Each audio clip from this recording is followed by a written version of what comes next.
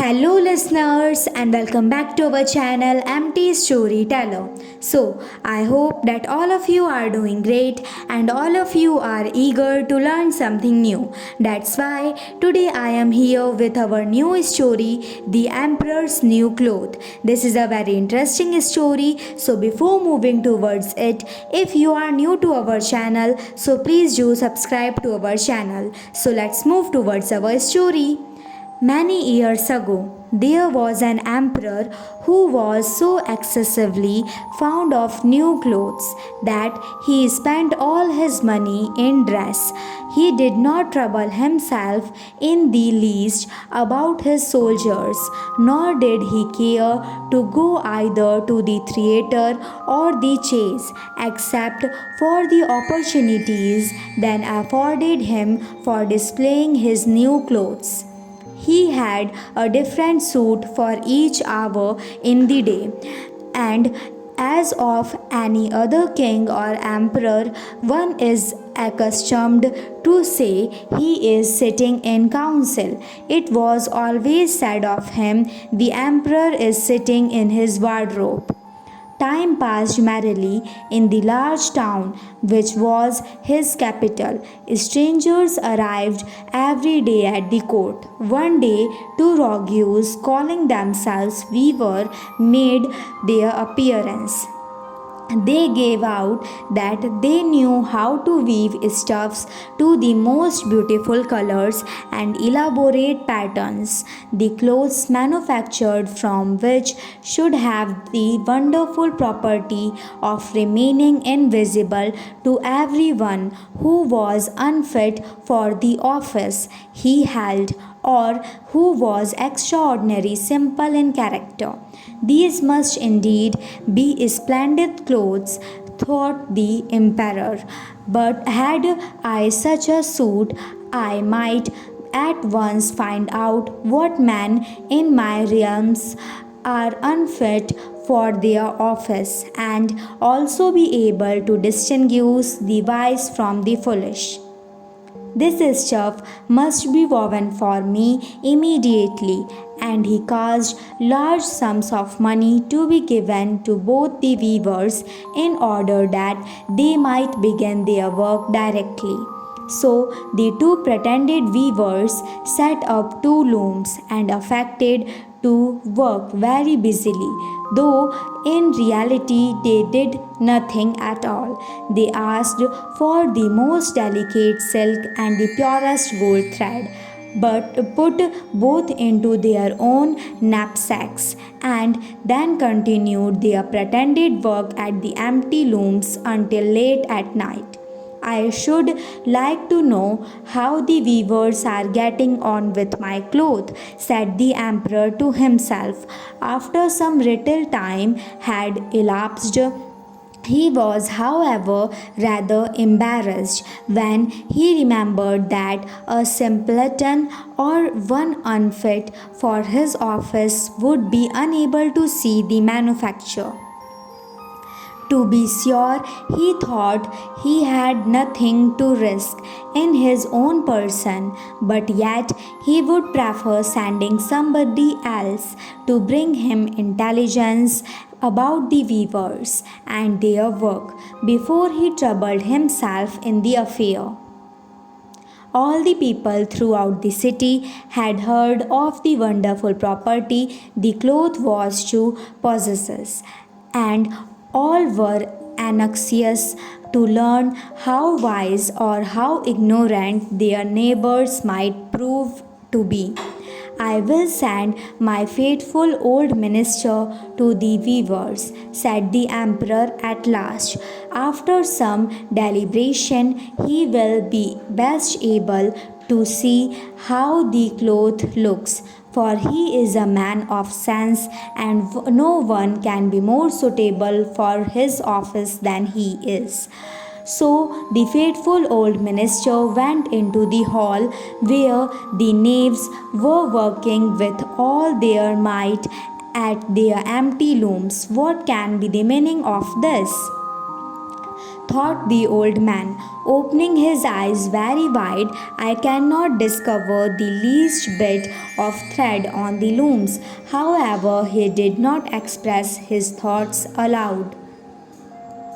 The impostors requested him very courteously to be so good as to come nearer their looms, and then asked him whether the design pleased him and whether the colors were not very beautiful, at the same time pointing to empty frames. The poor old minister looked and looked. He could not discover anything on the looms for a very good reason, viz., there was nothing there. What thought he again? Is it possible that I am a simpleton? I have never thought so myself, and no one must know it now if I am so. Can it be that I am unfit for my office? No, that must not be said either. I will never confess that I could not see the stuff. Well, sir, minister, said one of the knaves, still pretending to work, you do not say whether the stuff pleases you. Oh, it is excellent, replied the old minister, looking at the loom through his spectacles. These pattern and the colors, yes, I will tell the emperor without delay how very beautiful I think them. We shall be much obliged to you, said the impostors, and then they named the different colors and described the pattern of the pretend stuff. The old minister listened attentively to their words in order that he might repeat them to the emperor. And then the knaves asked for more skill, silk and gold, saying that it was necessary to complete what they had begun. However, they put all that was given them into their knapsacks and continued to work with as much apparent diligence as before at their empty looms. The emperor now sent another officer of his court to see how the men were getting on and to ascertain whether the cloth would soon be ready. It was just the same with this gentleman as with the minister. He surveyed the looms on all sides but could see nothing at all but the empty frames. Does not the stuff appear as beautiful to you as it did to my lord the minister? Asked the impostor of the emperor's second ambassador, at the same time making the same gestures as before and talking of the design and colors which were not there. I certainly am not stupid, thought the messenger. It must be that I am not fit for my good, profitable office. That is very odd. However, no one shall know anything about it. And accordingly, he praised the stuff he could not see and declared that he was delighted with both colors and patterns. Indeed, please, your imperial majesty, said he to his sovereign when he returned. The cloth which the weavers are preparing is extraordinarily magnificent. The whole city was talking of the splendid cloth which the emperor had ordered to be woven at his own expenses. And now the emperor himself wished to see the costly manufacture while it was still in the loom, accompanied by a select number of officers of the court, among whom were the two honest men who had already admired the cloth. He went to the crafty impostors, who was soon as they were aware of the emperor's approach, went on working more diligently than ever, although they still did not pass a single thread through the looms. Is not the work absolute magnificent? Said the two officers of the crown already mentioned. If your majesty will only be pleased to look at it, what a splendid design, what glorious colors! And at the same time they pointed to the empty frames, for they imagined that everyone else could see this exquisite piece of workmanship. How is this? Said the emperor to himself. I can see nothing. This is indeed a terrible affair. Am I a simpleton, or am I unfit to be an emperor? That would be the worst thing that could happen. Oh, the cloth is charming, said he aloud.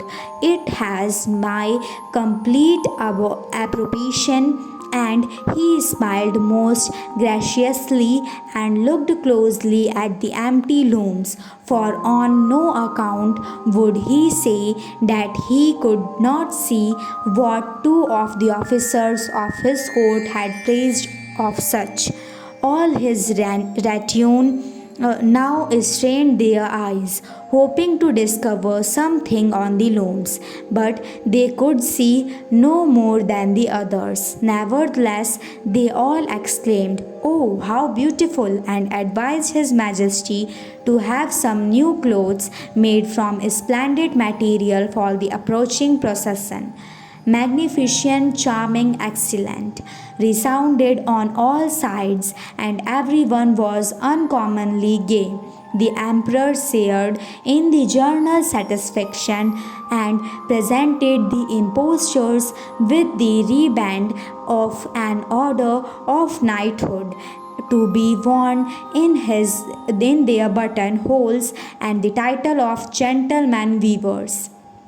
The rogues sat up the whole of the night before the day on which the procession was to take place, and had 16 lights burning, so that everyone might see how anxious they were to finish the emperor's new suit. They pretended to roll the cloth off the looms, cut the air with their scissors, and sewed with needles without any thread in them. "See," cried they at last, "the emperor's new clothes are ready." And now the emperor, with all the grandees of his court, came to the weavers, and the rogues raised their arms as if in the act of holding something.